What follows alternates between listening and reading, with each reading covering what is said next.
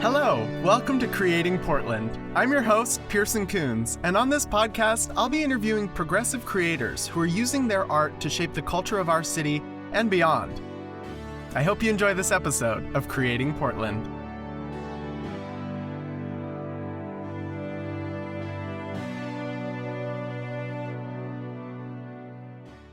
Hello, everybody. Welcome to our brand new podcast called Creating Portland.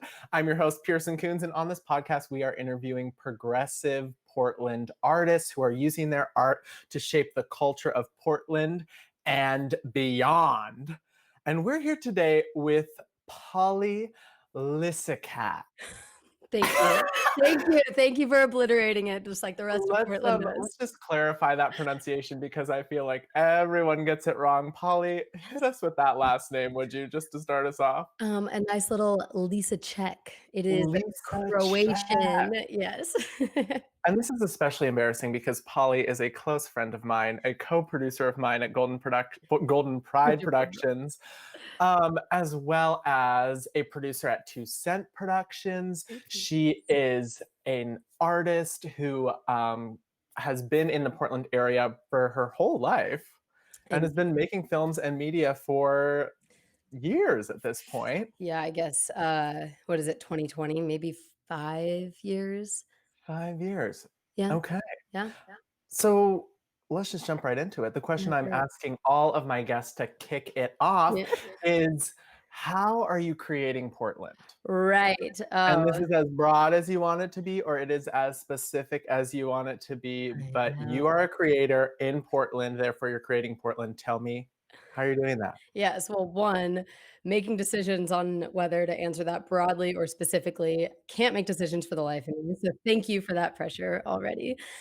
But after we talked about doing this, I've been thinking about that, and my mind goes 100 different directions because I feel like I, grew up on many different sides of Portland. I was moving all across like Northeast, Southeast, Northwest, and North Portland and back around.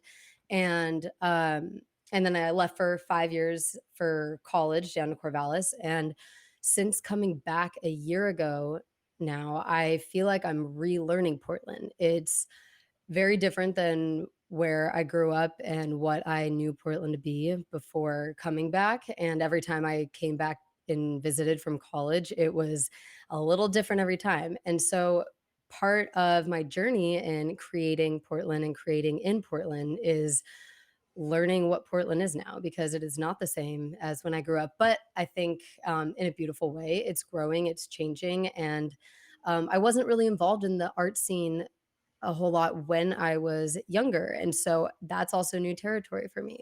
But I am a filmmaker, a video producer, and I learned that and found that in my college journey in Corvallis. And now I've brought it back up to Portland. And I feel like I'm combining my life in Portland with all the people and resources that I know of here now with my new journey down the filmmaking path. And so, yeah. Well, let's get into that. So you grew up in Portland this whole time. You weren't necessarily considering yourself an artist. No. How do you go from just rando Portlander to artiste Portlander? Tell us about that journey. Yes. So growing up in Portland, like I said, I moved around a lot, went to a ton of different schools, like private, public, homeschool, everything, you name it.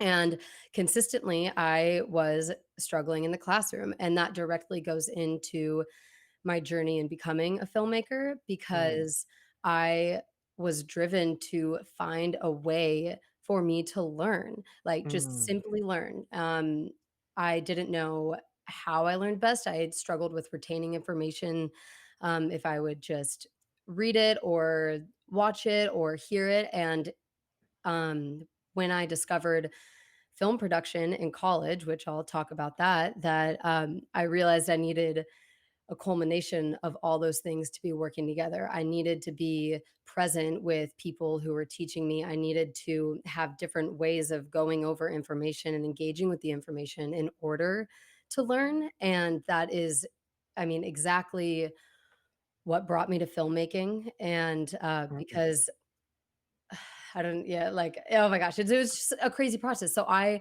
was so interested and so, um, like, I just desired to go into education because I felt like I wanted to go into it to bring something new to it for people that the classroom leaves behind. And so I'm like, how can I work in this system that I really struggled with, but and try to conquer it, but also bring a new spin to it. And so on my journey in college, I started in exploratory studies. And so through that, I got to try out a lot of different classes in a lot of different majors. And I just went balls to the wall and got involved with a ton of different stuff because I was like, I don't know how this is going to look. I didn't have a lot of information on how to navigate college beforehand. So I think that really worked in my favor because I just tried anything and everything that presented itself to me. And mm. so I was going down the path of education and then found a social entrepreneurship group. And I didn't know what that meant, but when I learned about the group, And um, for those of us that don't know what that means, can you sort of explain yeah, that? gosh, how do I I know what it means when I'm doing it. How do I define it in a Mm. sentence? Well, Well, what did you do in the group? so there was local, national, and international projects that you would do in different communities, and it was all about, bringing a new approach and new ways to, um of education into the community. Mm. So, like, for example, one that we did around Corvallis was teach a kid to garden. And so we went to a local elementary school, Garfield Elementary, and we would go to the classrooms 2 times a week. And at the end of the day, then we would garden with the kids and teach them how to garden for like an hour, hour and a half after school, a couple days a week. So, and then we also did a microloaning program in Nicaragua. And so and what was really cool about that is that the money that was used for the microloaning was made from freshman year business classes, Mm. where everyone had a different group of, like 5-ish people, and everyone had to run a business. So and there was a maker space in the place, so, you could make T-shirts or stickers or phone cases or mugs, and you had to and it was a 2-term class, and you had to run a business and sell things, and got money to for initial investment, and then you had to turn around and make profit. And so all the profit from those classes would go into funding the microloaning program that was through the same college. And then students who wanted to go could be involved in the microloaning project. And so we would yeah, we would, like, make loans, available for people in Nicaragua, and also have financial literacy classes for them, and so Mhm. they could, learn about how to manage their money and specifically loan money in order to, help them with, like, with their business. If, a lot of people a very common one was, people making and selling tortillas, but a lot of people, if they didn't have a stove, they would need the money to buy a stove in order to make more, to sell more and sell in bigger quantities, for example. Mm. So So you've that's always been sort of mission driven and sort of socially justice focused in your work. And then how does film slide into that? right, come into that. So it was on a social entrepreneurship project trip. This one was to Uganda, and we were working with a local NGO, a non-governmental organization called Terawode, and Mhm. their mission was to empower the forgotten women of Uganda. And specifically, I'll try not to divert too much, but they what was common for women is that they would suffer from obstetric fistula, and so that was a thing with childbirth and, like, prolonged labor, and, um, Wow. basically, it would leave these and so they would get fistulas during childbirth, um, and that but there was no surgery and resources available to fix that when it happens. It's very common that it happens to people everywhere all around the world, but with our medical system, like here in Portland and here in America, it like you don't even really know about it because it just gets fixed if it happens. And so Mm. it's like a sorry, kind of graphic, but it's like a rip in your uterus and your bladder, I believe, and so it Oh causes my you god. to, yeah, I mean, it's absolutely terrible. So it causes you, if you don't have it fixed, you leak everywhere, like, so you can't hold anything in. It's terrible, but it happens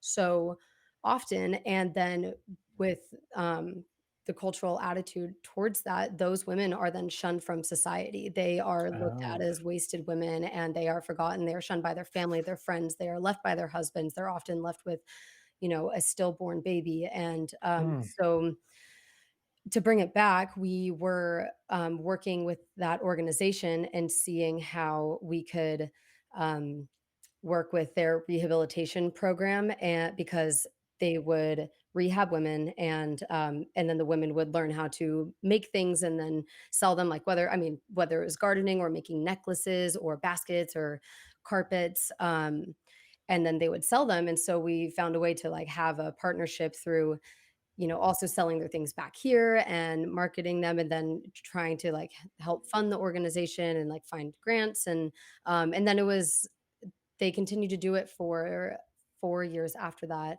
But anyway, again, to bring it back, on that trip, a filmmaking crew from the university came with us to document the student experience, but mostly Tarawote and their mission, and to make a short documentary and a short film about that. And so they were with us for 2 weeks out of the trip, and I was just so intrigued with what they were doing because, we had to prepare for this trip pretty extensively. But I got to learn how they also had to do that. You can't just show up with cameras and then film things and go mhm, home and put something together. Like, when you're doing documentaries specifically, you need to, show up with an open mind. You need to do research before. You need to understand what you're walking into. You need to understand your role into what you're walking into, and, like, how you identify and how that plays a role in that relationship. And so when we were there, they were getting to take women from the organization aside and do interviews with them and just mm, dive into their lives and, what they were doing, why and how, their future, their past, and everything. And it was just like, at the time, I knew I really wanted to be doing this work, but I felt really inadequate. I felt like there was just so much education that I didn't have a strong background in, to just even mm, just bring ideas to the table. I felt like I didn't have a bank of ideas, but I was like, I know I can connect with people. I know I'm so curious about the world, and I need to find an avenue for that to work. And I feel like because of my upbringing, I have a pretty non-biased approach. I was, constantly adapting to different communities and different schools and different people all the time. I didn't have time to form a very narrow-minded opinion, mm, mm, mm. because I was, like, constantly moving and shaking um, shaking. What am I saying? I was constantly moving and learning You and could have been adapting. shaking, we Could have don't been shaking. I know. might have been shaking the table again. But where was I going with that? What was the last thing I said? So you're looking for connection, you're looking for a vehicle to educate yourself Right. and find a way in to these incredible stories and these things that you're passionate about, these social justice issues, these worldwide issues. Mhm. And I'm assuming you found it through film, Yes, is where found you it were through headed. film and on that trip. Yeah, you're gonna have to edit that story down, like, half if you can. Good luck. No, that was fascinating, fascinating. Yeah, and then when I got back from that trip, we were gone for a little over a month, and immediately I just was trying to find film resources at the school, and Mm, my friend had just started getting involved with the student media program, um, specifically with Beaver News, because Oregon State Beavers. right. And he was like, "Why don't you come to anchor auditions with me? Like, I'm going tomorrow at 4 o'clock." And I was like, "Okay." Like, I want to go check it out, see what's up. And so I did, and then they gave us a segment on Beaver News called Questions in the Quad. And so me and my friend EJ would go out to the quad every week, and there would be a different relevant topic every week, whether it was like spring break or the Super Bowl or midterms or just kind of, whatever. And then we just interview people on the street, like Billy on the street style about it. Nice. And that was like my first time working with a camera and Mm, being on camera. So it happened at once. And so we'd take turns every week on camera and behind the camera. And that that's where it started after Uganda. And then one of the filmmakers, Daryl, who um so there was post-production to be done after we got back from the trip. So, they needed to continue to do interviews with the students after we got back and do voiceovers and all this stuff. And so he was coming in and out of the office where I worked with the entrepreneurship group and mm, pretty often. And he had heard that I started getting involved in media production. And he said, well, if you're serious about pursuing this, we offer internships at our office. If you're interested, you can send me over some of your work and what you've been working on, and we can go from there. And I mean, man, at the time, I didn't realize how big of an opportunity that ended up to be mm, and how that was.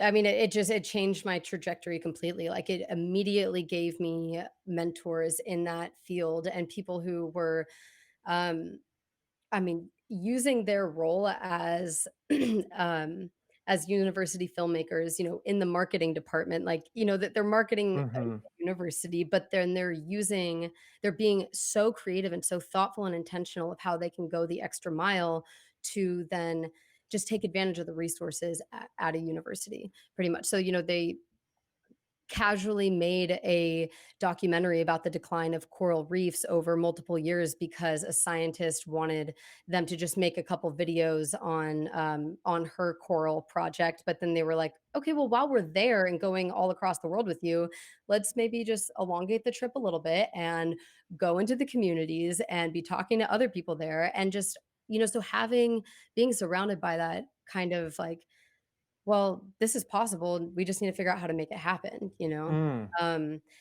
it just instilled so much energy, so much encouragement, was really eye-opening, for, I mean, endless reasons as you can imagine, for just what the possibilities are. It wasn't like this is With how you, film. yeah, it wasn't like this is how you do filmmaking and this is what you need to do now and where you need to go and how you need to approach it. It's like this is a way that we're taking, but then they invested in me as a person so intensely, and just really tried to understand me and my strengths and then give me opportunities based on that. So yeah, And that so where does that leave you now? Like so you had these incredible experiences that shaped you into a filmmaker, then how does that bring you into today? You're looking for connection, you're looking to educate yourself, you're looking to be involved in all these cool things. yeah. You've now become a fully fleshed filmmaker. Yeah. And how are those elements still in what you're doing today in Portland? So I am working towards the long-term goal of bridging educational access and film production because Mm, I realized how, like I said, how much I was able to learn through the process of film production. So it wasn't about, I mean, I didn't come into film having seen 100 films and movies and been, a film buff in that way. Like, if anything, I've seen next to nothing and it's embarrassing. But I realized, I mean, you don't need to have that in order to be a filmmaker. There's so many other um, avenues for inspiration to use the medium and to use it for good. And so now what I'm trying to work on is how can how can you bring film into an educational role? So how can you inspire people to collaborate and figure out something, for example, that they want to learn about? So if we're talking like, I would love to bring this into like elementary school classrooms, middle school, high school. mm. High school seems like definitely tangible for what I'm thinking of. Excuse me. Told you it was coming. You Sorry. know what, CJ, leave that in. This is Uh, the raw, real it truth is right here. it is a talent of mine, I will have to say. I won many belching competitions starting in 6th grade, so Oh, wow. anyway. But, I I mean, there so much of the process, I mean, you can't, like we said, you can't just show up in a community and be like, bring a camera, let me tell your story. So there's Mm. research to be done beforehand. There's collaboration and teamwork to be done, which is an invaluable thing to get under your belt. And then there's building relationships with the people that you'll be working with who are both in front and behind the camera. And then there is the interviewing process and then diving into those stories with people, but then you're getting like the in-depth version of it. And then where I think the learning gets pounded into your brain is when you're editing, because when you're editing, anyone who's an editor out there, God bless your heart, because it is a tedious process. There is no such thing as a quick edit unless it's gonna be a bad one.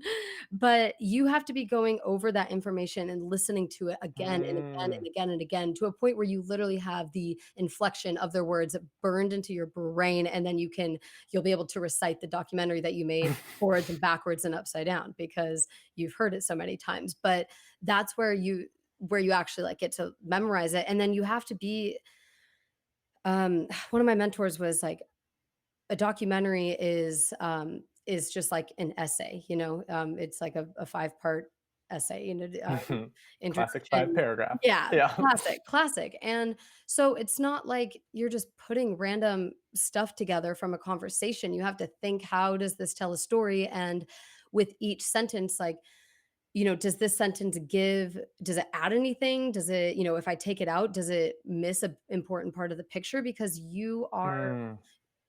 you're taking a truth in the world, specifically with documentary, you're taking someone's full truth and you have to edit it down. So there's a lot of responsibility that comes with that because um, it is your impression of their truth and of the story. Mm.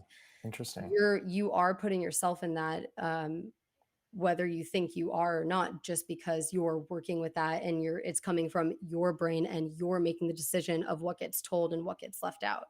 So So how do you grapple with that conundrum, that sort of, I guess, power to tell someone else's story? How do you handle that? I try to do it humbly and with humility. I ask for a lot of feedback. I I think I walk into spaces and situations with an open mind and not a preconceived opinion, Mm. because there is the back and forth with who you're working with. Like, here's a draft, give me what, like, your edits or your thoughts and critiques, and give it back. And how do I grapple with that though? Like, That's a hard question too. I yeah, don't know that I you mean, can I answer it right now, but it is fascinating that you have to do that every day with your documentaries and with your work in telling people's true, real stories. yeah, I really just try to use my I guess, like, my background to my advantage with, feeling like, obviously we are all biased in certain ways, and my goodness, with power comes great responsibility, and so Mhm. I feel like I try to be as open as possible to critique and mistakes and failures, because I know that inevitably I'm gonna end up putting something together that gives a wrong or potentially bad Mm. impression of something. And but I also spend a lot of time building relationships with people, and so I feel like I do the work on the front end with understanding as much as I can before I'm bringing a camera into a space. I Mm. am making myself sound like some renowned filmmaker who's made 100 documentaries right now. Like, I have done the work, and this is what I do with every project. It's like, uh, But you but have done the work. You've done several documentaries, lots of incredible interviews, right? yeah, and I am really, really happy with the work that I have gotten to do and have been invited to do, and I will never take that for granted. And so I think just with every piece comes like really, really deep reflection, both with myself and with the people involved and the people whose story that I'm telling, and making sure that, like, okay, what could have gone better about the process? Where did we run into obstacles and how could we have avoided those? And every documentary project's going to be insanely different, but I think that it can still carry on into the next. And um, I think it just comes down to understanding your place, building those relationships, Mm, really genuinely, and you have to care about whatever you're telling a story about in order to do it. And I think that if you if you don't care, it shows. And so I don't think it can mm, be done well if you don't care. So I think that hopefully weeds people out who are doing it for the wrong reasons. Being I I think there's some fantasy idea of what being a filmmaker can look like, or being, film director, when a lot of people think of Hollywood and big budget films and stuff, and that is a reality for some people, but um, you're not gonna live a strong, fulfilling career or life if you are not passionate and actually care about what you're doing. If you're doing it for the flashiness or for the clout, like, you'll mm. burn out. So actually never mind, because you'll realize, like, it takes so much more work than it is to look cool to do something. So Well, I think that's what's interesting about the Portland film scene is we don't have that sort of glitz and glam and that prestige of Hollywood or New mhm, York or anything. So, which I love. which you love. So tell me, this is what I want to know. What do you think Mhm. of the Portland film scene as it stands right now? How would you describe it? What do you like about it? What do you not like about it so much? Mhm. Um, okay, so what I've at least learned about the resources that are available, I think that I wish I had more relativity to other places to be able to compare it to other places. I don't. I'm curious, Mm, with you living in New Orleans and doing film school, like, if you have a strong comparison that mm, made you recognize certain things in Portland that you knew but didn't realize how much they stood out until you realized how things are different in other places. So I do want to throw that question back at you in a second. Sorry. but how is it for But you? Like, yeah, what are you for me. seeing? Right, right, right. That I think that there's a lot of access here through places like Open Signal or Northwest Documentary, or Mm, especially a organization like Outside the Frame, who specifically work with houseless youth. And um, and that is breaking down an educational barrier and educational access mm, at its finest. And so I think there's such a DIY culture around filmmaking, and it's very rough, it's very raw, it's very um I feel like I never know what to expect with, like, the next film event I go to, or the next short mm, film batch of episodes that I find online from Portland. And I think there is a huge push and understanding for, like, elevating the right voices in the right time, like, mm, specifically, I mean, around marginalized communities. And I think that for being the whitest city in America, I'm not gonna, like, pat Portland on the back for that, for because I mean, there's a lot of work to be done there and still so much work to do. But I think that I at least see, um, what's the word I'm you see the art scene working towards that, and I'm yeah, noticing the same thing too, especially right now in this Black Lives Matter movement, that right. this most recent iteration of the movement is that there is a lot of emphasis on elevating those voices in Right, the Portland scene. and I think that what I've been able to see is that, like, it wasn't like it wasn't there before, but now it's actually, like you said, being elevated. So I think I was disappointed for a little bit to see, like, wow, there has already been so much content in filmmaking and art, by amazing BIPOC creatives who have just not who have not had their films, like, on the forefront of things. And so I'm happy that they're surfacing now and getting the light that they deserved, and there's still so much work to do in that way, like we just said. But you know, I think there's a disappointment that like, okay, is it just because you don't want to look bad that now we're Mm, elevating those voices and those stories because that's what the rest of the country is doing and that's what mm. everyone else is doing. And so, um, and obviously there's a lot of frustration from so many people around that, you know, like why wasn't this a priority before, you know, before everyone else Yeah. was doing it? But that isn't to negate the efforts that I've seen from people around like really trying to elevate those voices before. Yeah, there's that fear of that we're sort of entering this optical allyship of just Yeah, now's the time to show it off and then we'll forget about it in a little bit, which right. hopefully isn't the case. So then I Yeah. guess that's my last question for you is what's your hope for Portland? Mm. Finish us out. What is your hope for this Portland art scene? Oh my gosh. Well, first and foremost, my hope is that the start of this the start of the rest of this can begin with Teresa Rayford for mayor. I live, love, and support her and will be vocal about that um, because the ripple effects from that and from leadership like hers who has been active with a capital A in the Portland community. I mean, she grew up Mm, here. She actually knows the place. And I realized too with creatives, like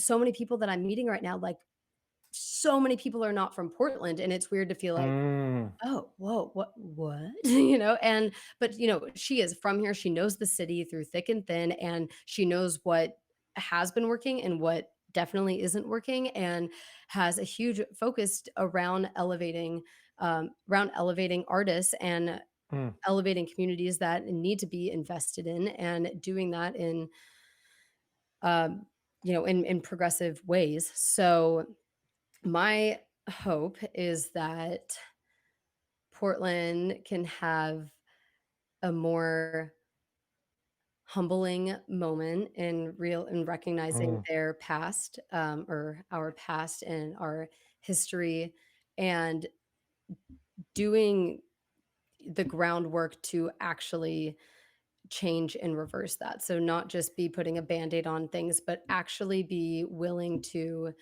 mm, to change the structure of things to make it work for everyone because it's not working for everyone. And so my hope is that we don't remain the widest city in America for forever. um, and but that people, you know, that the education in the classroom will start changing from a younger age or at a younger grade level. And so that way, you know, we do start bringing up a new generation of excited, engaged, and actually well-rounded, educated people to run the city and you know, put themselves aside and put their egos aside and you know, run it like a community because there's so many great communal aspects about Portland. Like when you're an artist in the city, it's like you like it is no matter what kind of art medium you're working in, it feels like mhm, you run into a lot of the same people, uh, no matter what they're doing. So whether you're a photographer, musician, filmmaker, or visual mhm, artist, like it seems like there's such an intersection between all of those, and that makes it feel small in a good way. So mhm, yeah, and I feel like people have empowered each other here in the creative community rather than using people and stepping on them to get above and get to the next thing and get ahead. And you know, I've never lived in LA or New York or other big film hub places, but that has been what I feel like I've understood and grasped about places like mm, that is just that there's not as much is genuity a word? Like genuine, but genuity. Is yeah. it? Sure. Genuine nature of Genuine Portland nature, yeah. community. So it feels like people really actually want to help their peers succeed here, and I love that so much. Um, Yeah, I love how your vision of Portland is so tied to politics, to engagement, to social issues, mm, and like the art scene can't be separated from any of that. And I love that that was sort of your intro to art, and now it's sort of you're using your art to connect those things again. thank you. So it's yeah, it's just incredible what you're doing. It's been such an honor speaking with you. Likewise, Pearson. Thank you for Thank you everything. so much for being here, Polly Lisicak. Killed it. Yes, yes, yes. Absolutely. Say it loud, say it proud from the rooftops. This is an artist to look out for, y'all, and a good friend of mine, of course. Thank you. Oh, bye. And where can we find you, Polly? Yeah, On the internet. on the internet. You can find my Instagram at Polly Quinn, Quinn with 3 N's. Ask me why I Okay. do not know. I mean, Quinn with 2 N's wasn't available. And then at goldenprideproductions.com and 2centproductions.com. And I think that's it. I know I don't have my Great. personal website up and running, but when I But do, it's it on the will be way. pollylisicak.com. So Great. keep in mind. Well, look out for that, y'all. And of course, all of those will be linked in the description below. And you can follow us at Creating PDX on Instagram, Twitter, and Facebook. Thank you so much for tuning in for another episode of Creating PDX. This is your host, Pearson Kunz. Peace out, y'all. And see you on the next episode. Goodbye. Bye.